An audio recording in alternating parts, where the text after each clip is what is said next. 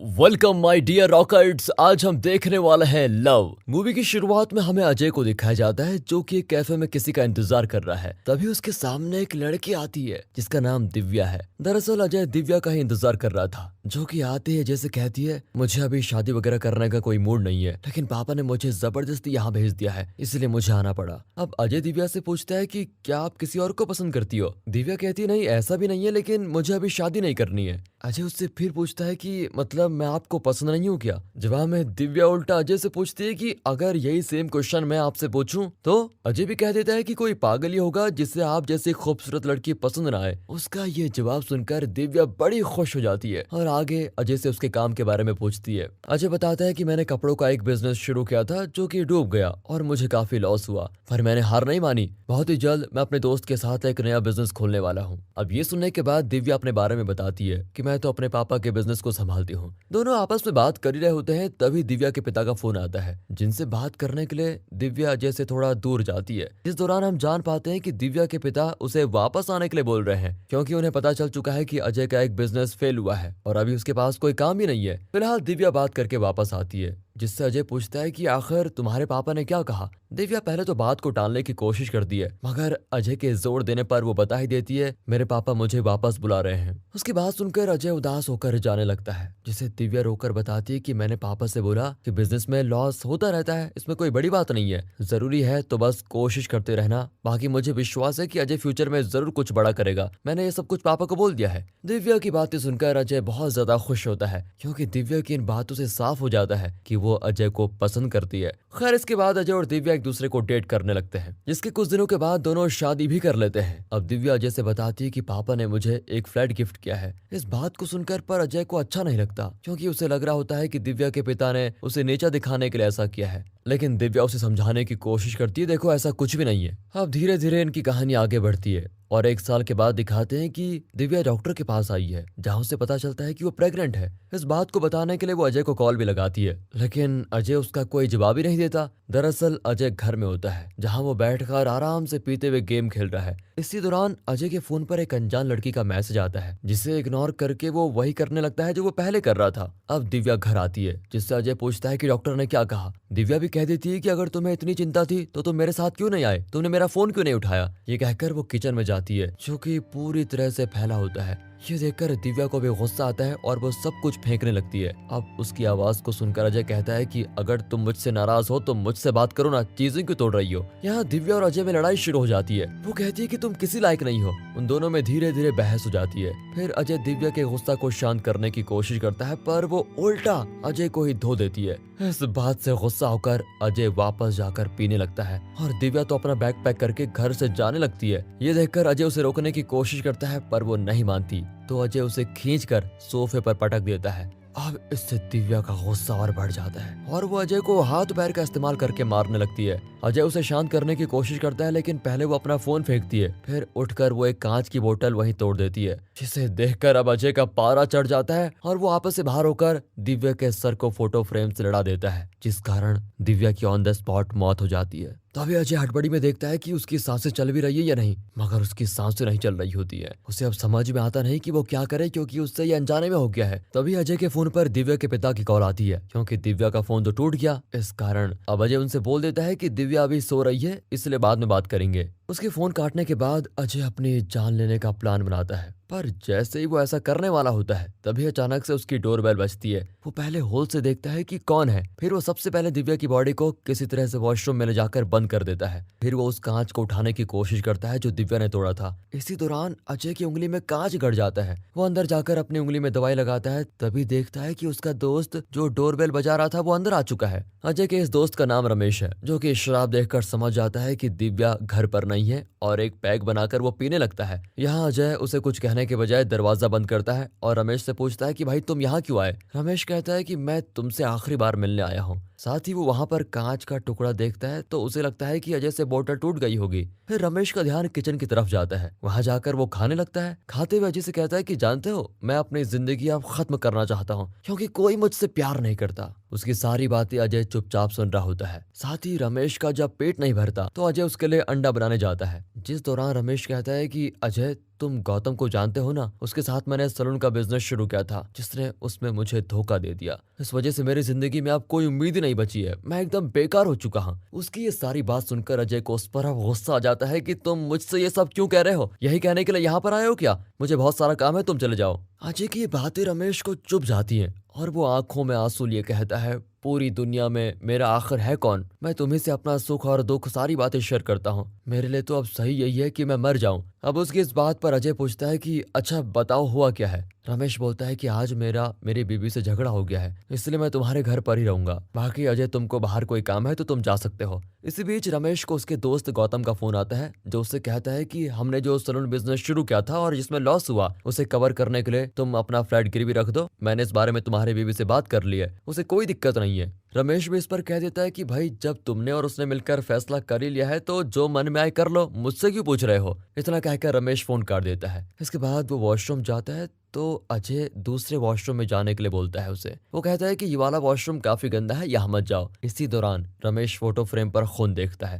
लेकिन शायद वो नशे में है इसलिए उसे नजरअंदाज कर देता है। अब जैसे ही रमेश वॉशरूम में जाता है वैसे ही अजय उस फोटो फ्रेम में खून को साफ करने से पहले दूसरे वॉशरूम में जाता है जिसमें उसने दिव्या की लाश रखी है। वो यूट्यूब पर वीडियोस देखता है कि भाई लाश को कैसे ठिकाने लगा जाए और इसी दौरान वो दिव्या के हाथ पैर बांध देता है। उसे अब कैसे भी करके दिव्या की बॉडी को किसी चीज में डालना होता है तो वो उसके लिए एक बैग ढूंढने लगता है। इसी बीच रमेश वॉशरूम से बाहर आता है और फिर से पीना शुरू कर देता है। उसे देखकर अजय भी वॉशरूम बंद करके बाहर आ जाता है, जिससे रमेश कहता है कि गौतम ने मुझे बर्बाद कर दिया है और अब वो मेरी बीवी को मुझसे छीनने जाएगा। जानते हो, मेरी बीवी भी उसको बहुत प्यार करती है, मुझसे तो सीधे मुंह बात तक नहीं करती। उसकी ये बात सुनकर अजय रमेश से कहता है कि तुम एक काम करो, अपने ईगो को साइड में रखकर अपने बीवी से एक बार बात करने की कोशिश करो। पति पत्नी में झगड़े होते रहते हैं, इसका मतलब ये नहीं कि रिश्ते टूट जाएं। अजय की ये बात रमेश की समझ में आ जाती है और वो अपनी बीवी से फोन पर बात करने के लिए बाहर चला जाता है। इसी बीच अजय को मौका मिलता है कि वो दिव्या की लाश को बैग में डाल दे, जिस दौरान दिव्या का खून अजय की टी शर्ट में लग जाता है, जिसे वो तुरंत उतार कर रख देता है। बाकी कपड़े बदलकर जब वो बाहर आता है तो देखता है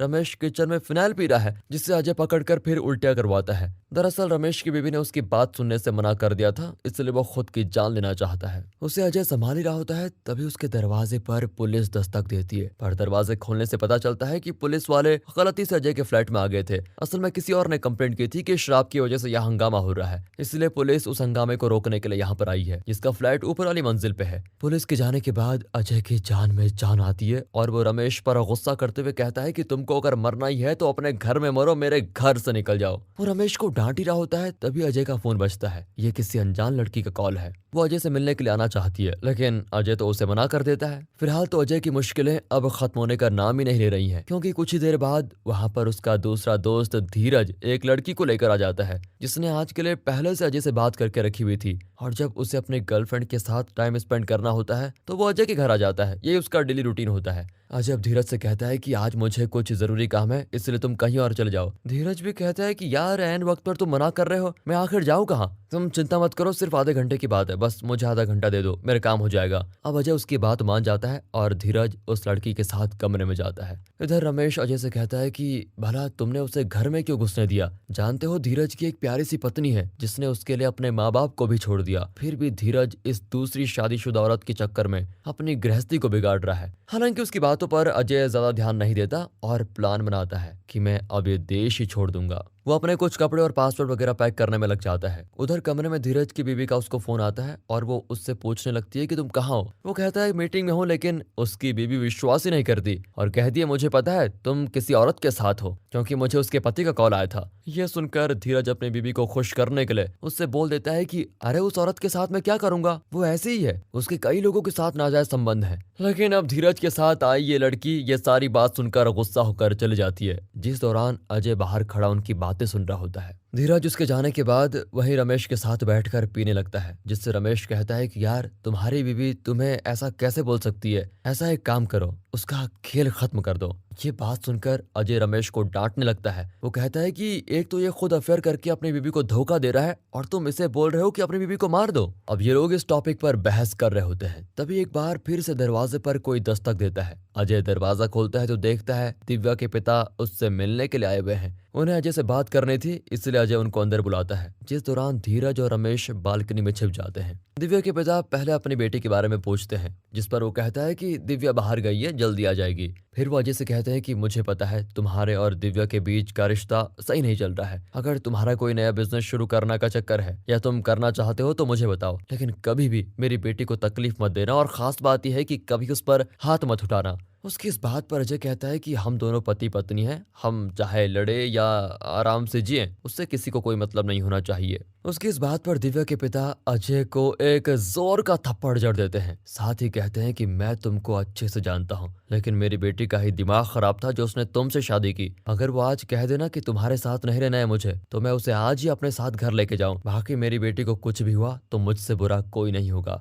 इतना कहने के बाद वो चले जाते हैं और अजय नीचे सर झुकाए खड़ा रहता है, जिसको ऐसा देखकर रमेश अजय से पूछता है कि आखिर दिव्या है कहाँ पर। अब अजय और नहीं छुप सकता, तो वो दोनों को सब कुछ बताने के साथ दिव्या की लाश दिखाता है, जिसको देखकर रमेश कहता है कि वाह यार, तुम हो असली शेर। जहाँ दुनिया का हर मर्द सिर्फ अपनी बीवी को मार डालने की बात करता है, तो वहीं तुमने ये काम करके भी दिखा दिया। इसमें तुम्हारी कोई गलती नहीं है और मैं तुम्हारा साथ दूंगा, बिल्कुल चिंता मत करो, हम कोई रास्ता निकाल लेंगे। अब जहां रमेश को इस बात से कोई फर्क नहीं पड़ता, तो वहीं धीरज काफी डरा हुआ होता है और वो कहता है कि तुम दोनों चाहे जो करो, मैं जा रहा हूं अभी। रमेश उसे धमकी देता है कि अगर तुमने जरा से भी कदम बाहर निकाले तो मैं पुलिस से कह दूंगा ये खून तुमने किया और इसमें अजय की कोई गलती नहीं है। अब धीरज अजय को समझाने की कोशिश करता है कि यार तुम खुद को पुलिस के हवाले कर दो, पर रमेश कहता है कि तुम ऐसा कुछ मत करना, मैं सब कुछ संभाल लूंगा। अब इस पर धीरज उससे सवाल करता है कि तुम्हारा प्लान क्या है आखिर। रमेश उससे बताता है कि मैंने गुस्से में गौतम को कॉल करके गाली दी, उसे बता दिया कि मैं कहाँ पर हूँ, वो यहाँ आता ही होगा और जब वो यहाँ आएगा तो हम उसके ऊपर दिव्या के खून का इल्जाम लगा देंगे। पुलिस को इस बात की गवाही मैं और तुम देंगे।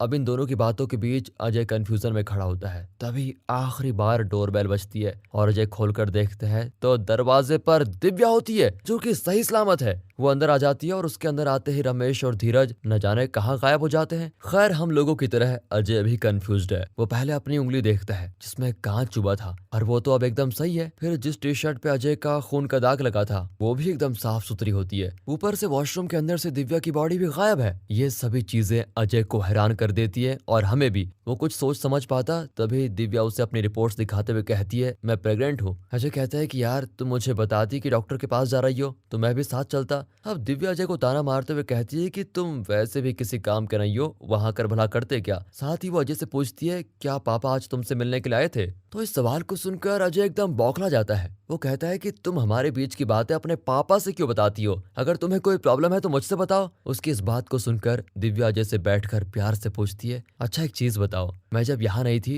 तो तुम्हारी गर्लफ्रेंड यहाँ थी ना। ये चीज सुनते ही अजय कहता है तुम हमेशा मुझ पर शक क्यों करती रहती हो, अरे जैसे तुम्हारे फ्रेंड्स आते हैं वैसे ही मेरी भी फ्रेंड्स आती है। दिव्या कहती है मुझे इस बिस्तर की सिलवट ने सब कुछ बता दिया है, तुम्हारा अगर अफेयर चल रहा है तो मुझे तुम्हारे साथ नहीं रहना। अब अजय कहता है कि दिव्या ये सब फालतू की बातें हैं। इन दोनों के बीच की बहस से ये पता चल जाता है कि अजय ने अच्छे खासे पैसे लगाकर सलून का बिजनेस शुरू किया था, लेकिन उसमें भी वो फेल हो गया और अब नौबत यह आ गई है कि उनका फ्लैट भी बिकने वाला है। मतलब अजय की सिचुएशन यहाँ रमेश के सिचुएशन से बिल्कुल मेल खा रही है। खैर जब दिव्या अजय से इस लड़ाई के दौरान उसका फोन मांगने लगती है तो वो उसे देने से इनकार कर देता है और जब वो जबरदस्ती करती है तो अजय अपना फोन को तोड़ देता है, जिस पर दिव्या उसे बताती है कि मैंने तुम्हारा फोन पहले ही हैक करके रखा था। इस कारण अजय ने उस लड़की को जो भी मैसेजेस किए होते हैं वो सब दिव्या के पास है, जिस चीज को देखकर अजय घर से जाने की कोशिश करता है, लेकिन दिव्या उसे सब कुछ आज ही क्लियर कर देना चाहती है, इसलिए वो उसे अंदर धक्का देती है और इस बात पर अजय को फिर गुस्सा आता है और इस पॉइंट पर वो रमेश और धीरज को वहां पर देखता है, जिनमें से धीरज उसको रोकता है और रमेश कहता है दिव्या को मार दो। तो अजय गुस्से में वहां पास ही रखे प्रेस से दिव्या के सर पर वार करता है जिससे वो तुरंत नीचे गिर जाती है। यहाँ हम समझ पाते हैं कि असल में जो धीरज और रमेश दिखाए गए थे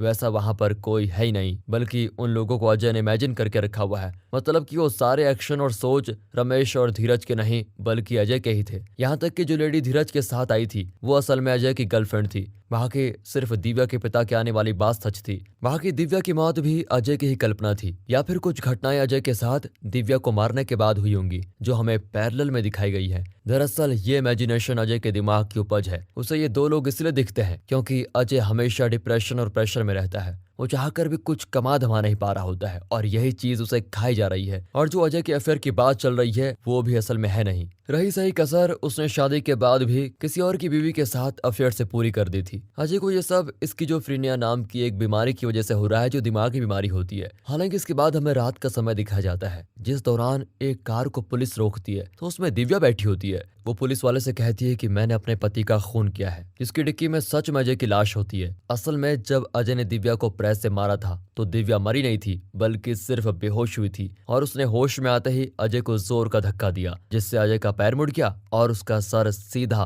फोटो फ्रेम पर जा टकराया। जैसा कि हमने शुरुआत में दिव्या की मौत होते हुए देखी थी उसी तरह यहाँ पर अजय की मौत हो जाती है और इसी के साथ ये कंफ्यूजिंग मूवी यहाँ पर खत्म होती है। बाकी दोस्तों आपसे गुजारिश है हमारे दूसरे चैनल मूवीज वेदर को भी सपोर्ट कीजिए, अपना प्यार बनाए रखें। मिलते हैं अगली वीडियो में, तब तक के लिए गुड बाय, अपना ख्याल रखिए and finally thanks for watching.